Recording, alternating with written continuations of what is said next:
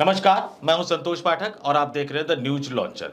Operation सिंदूर के बाद दुनिया की स्थिति में बहुत तेजी से बदलाव आता जा रहा है। अमेरिका के राष्ट्रपति डोनाल्ड ट्रंप ने जिस तरह से देश के प्रधानमंत्री नरेंद्र मोदी के खिलाफ मोर्चा खोल रखा है, दुनिया के तमाम देश भारत के साथ आने को तैयार नहीं हुए और अब भारत सरकार ने सांसदों के सर्वदलीय प्रतिनिधि मंडल के जरिए दुनिया के देशों तक पाकिस्तान के प्रोपेगेंडा के हकीकत को पहुंचाने की एक तरह से अभियान की शुरुआत कर दी है। आज ऐसा ही एक सर्वदलीय सांसदों का प्रतिनिधिमंडल बाकायदा भारत से रवाना हो गया है। आने वाले दिनों में ये सर्वदलीय सांसदों के जो प्रतिनिधिमंडल है, जिसमें कुल मिलाकर इन सभी सातों प्रतिनिधिमंडल में 51 नेता, जिसमें सांसद भी है, पूर्व सांसद भी है, पूर्व मंत्री भी हैं और 8 पूर्व राजनयिक है, यानी ये 59 लोग आने वाले दिनों में दुनिया भर के देशों में जाकर पाकिस्तान के प्रोपेगेंडा को बेनकाब करेंगे। वहीं दूसरी तरफ देश के अंदर ऑपरेशन तिरंगा के माध्यम से भारतीय जनता पार्टी लगातार इसका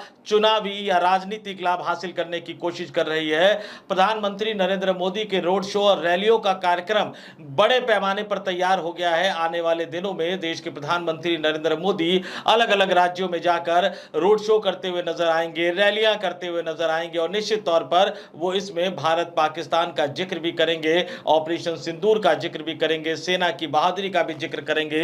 लेकिन जैसा कि मैंने बताया कि इस लड़ाई में या ऑपरेशन सिंदूर के बाद पूरी दुनिया की स्थिति में बड़ी तेजी से बदलाव आया है। चीन पर सबसे ज्यादा निगाहें बनी हुई थी कि चीन ने बहुत ही गहराई से इस बात का विश्लेषण किया कि भारत की सेना की मारक क्षमता कितनी है, भारत के पास किस तरह की तकनीक है, किस तरह की टेक्नोलॉजी है। इन सब चीजों का गहराई से विश्लेषण करने के बाद चीन ने भारत की घेरेबंदी का जो अपना अभियान था उसको और ज्यादा तेज कर दिया है। ऑपरेशन सिंदूर के दौरान इजराइल जो है वो पूरी तरह से भारत के पक्ष में खड़ा नजर आ रहा था। वहीं पाकिस्तान को एक तरफ जहां भारत के बॉर्डर पर भारतीय सेना के ताप को सहना पड़ रहा था, वहीं अफगानिस्तान के बॉर्डर पर भी उसके लिए समस्या बढ़ती जा रही थी और यह माना जा रहा था कि अफगानिस्तान जो है वो पाकिस्तान के लिए समस्या का एक बड़ा कारण बन सकता है, क्योंकि अफगानिस्तान और पाकिस्तान के रिश्ते भी खराब हो गए थे। लेकिन इस बीच चीन ने एक बड़ा दांव खेलते हुए अफगानिस्तान और पाकिस्तान को एक साथ ला दिया,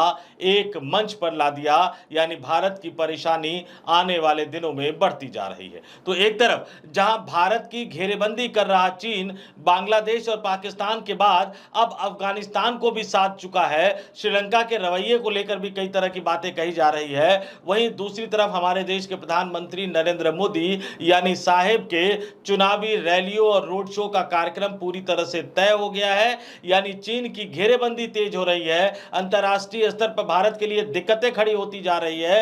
वहीं दूसरी तरफ हमारे जो साहिब हैं, देश के प्रधानमंत्री नरेंद्र मोदी हैं, अब वो चुनावी रैलियों, राजनीतिक रैलियों और रोड शो के कार्यक्रम में व्यस्त होने जा रहे हैं। और चीन ने क्या किया, चीन ने कैसे अफगानिस्तान को साथ लिया, चीन ने किस तरह से पाकिस्तान और अफगानिस्तान को एक साथ एक मंच पर लाने में कामयाबी हासिल की, इसके बारे में मैं आपको बता दूं। चीन के बीजिंग में एक उच्च स्तरीय बैठक हुई और इस उच्च स्तरीय बैठक में पाकिस्तान के उप प्रधानमंत्री जो कि विदेश मंत्री भी हैं, इशाक डार शामिल हुए, चीन के विदेश मंत्री वांग यी शामिल हुए और अफगानिस्तान के कार्यवाहक विदेश मंत्री अमीर खान मुताकी शामिल हुए। और इन तीनों नेताओं के बीच में जो उच्च स्तरीय बैठक हुई, जो बड़ी बैठक हुई, उसमें समझौता हुआ।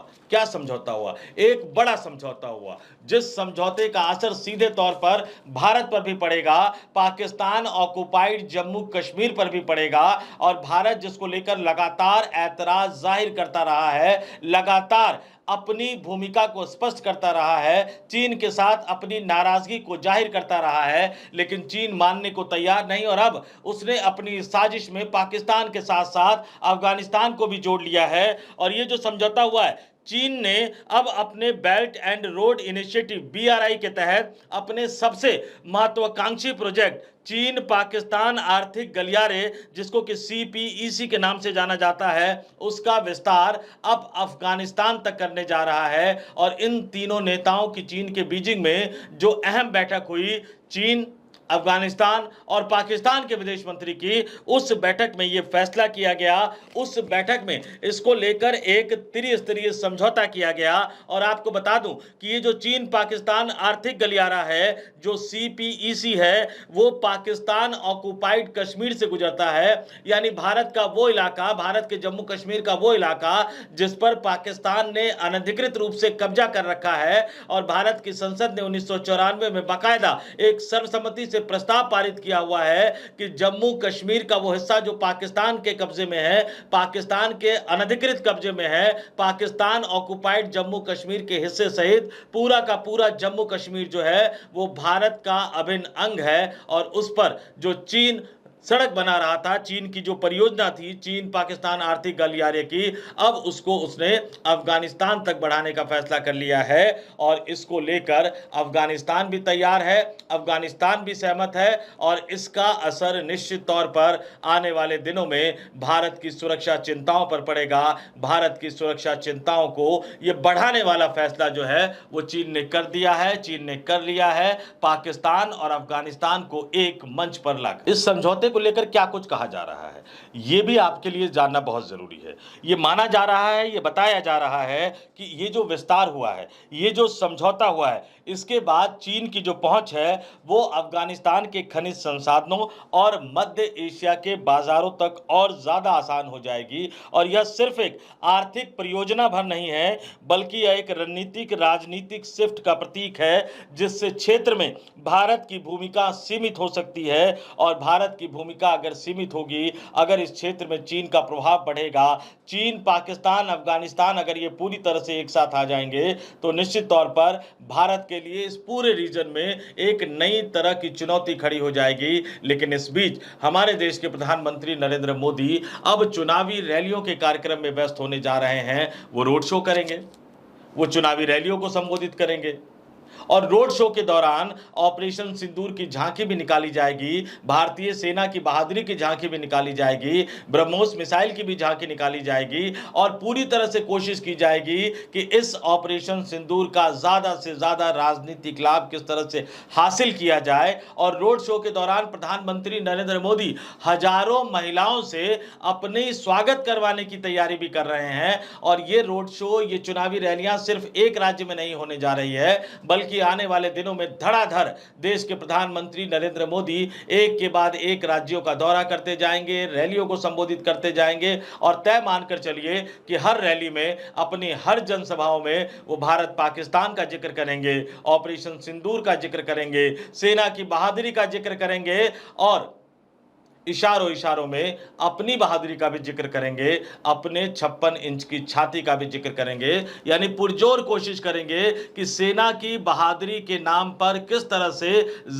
ज्यादा लोगों को अपने पक्ष में, यानी भारतीय जनता पार्टी के पक्ष में लुभाया जा सके। प्रधानमंत्री नरेंद्र मोदी कल यानी 22 मई को राजस्थान के बीकानेर के दौरे पर जा रहे हैं। और अपने इस दौरे के दौरान प्रधानमंत्री बीकानेर के देशनोक स्थित पलाना गांव में सभा को संबोधित करेंगे। ये बॉर्डर एरिया वाला जिला है, ये सीमावर्ती क्षेत्र वाला जिला है। और यहां राजस्थान में वो एक तरह से जनसभा को संबोधित करके लोगों को बताने की कोशिश करेंगे ऑपरेशन सिंदूर के बारे में, भारत पाकिस्तान के बारे में, भारत के जवाब के बारे में, जम्मू कश्मीर के पहलगाम में हुए आतंकवादी हमले के बारे में। और इसका लब्बो-लुआब सिर्फ यही होगा कि प्रधानमंत्री नरेंद्र मोदी राजस्थान की इस जनसभा में, राजस्थान की इस रैली में भी लोगों को ये बताने, ये समझाने की कोशिश करेंगे कि प्रधानमंत्री यानी उनके नेतृत्व में मोदी सरकार ने, उनकी सरकार ने कितने पुरजोर तरीके से पाकिस्तान को जवाब देने का काम किया है। यानी सेना की बहादुरी का लाभ,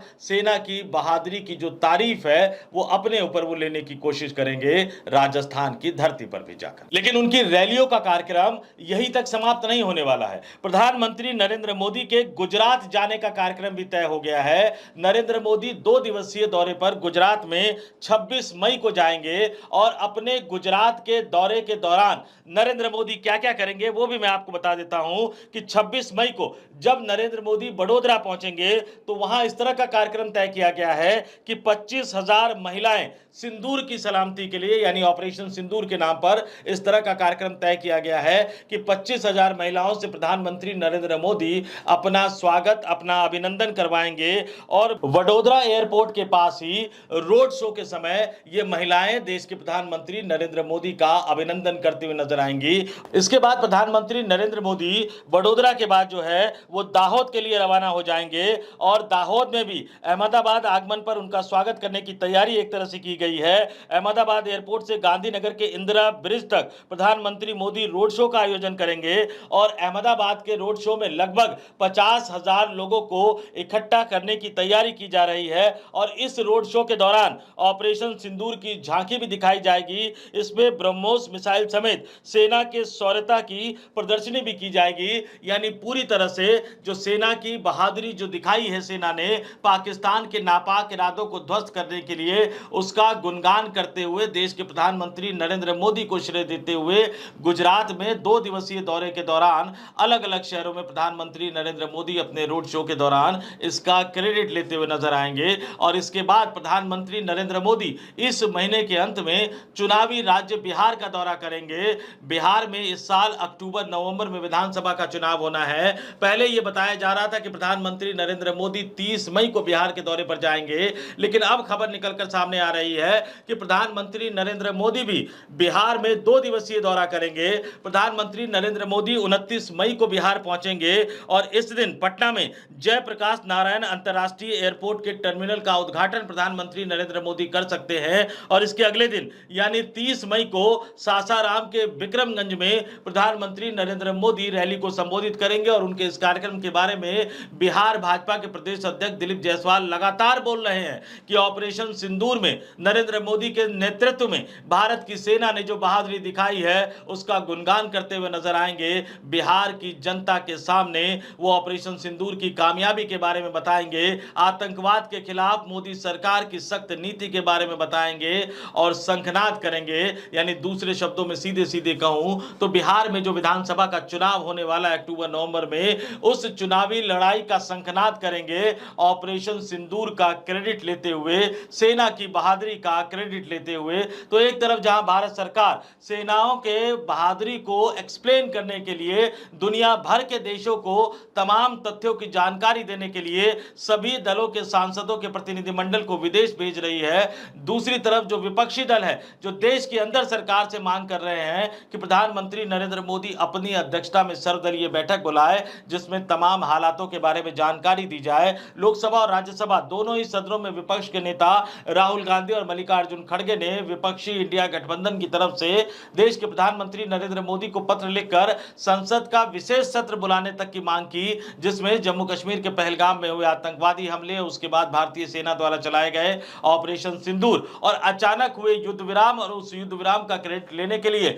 जो अमेरिकी राष्ट्रपति डोनाल्ड ट्रंप के लगातार बयान आ रहे हैं, इन तमाम मुद्दों पर चर्चा की जाए। लेकिन प्रधानमंत्री नरेंद्र मोदी न तो अपनी अध्यक्षता में सर्वदलीय बैठक बुलाने को तैयार है, ना ही वो संसद का विशेष सत्र बुलाने को तैयार है। वो देशवासियों को सच नहीं बता रहे, सांसदों को सच नहीं बता रहे, लेकिन सांसदों के सर्वदलीय प्रतिनिधिमंडल को विदेश भेज रहे हैं और अब बाकायदा रैलियों और रोड शो का कार्यक्रम एक तरह से तैयार हो गया है। आने वाले दिनों में इस लिस्ट में और भी शहर और भी राज्य जुड़ते चले जाएंगे, अलग अलग तरह के कार्यक्रम प्रधानमंत्री नरेंद्र मोदी करते हुए नजर आएंगे। और दूसरी तरफ भारत का कट्टर शत्रु अटल बिहारी वाजपेयी की सरकार में रक्षा मंत्री रह चुके जॉर्ज फर्नांडिस भी जिसको कट्टर शत्रु बता चुके हैं, पूर्व रक्षा मंत्री मुलायम सिंह यादव भी जिसको कट्टर शत्रु बता चुके हैं, वो चीन भारत की घेरेबंदी कर रहा है, बल्कि उसने भारत की घेरेबंदी के प्रोसेस को और ज्यादा तेज कर दिया है। और चीन, पाकिस्तान और अफगानिस्तान के बीच में हुआ ये समझौता, जिसकी जानकारी मैंने आपको इस स्टोरी की शुरुआत में दी है,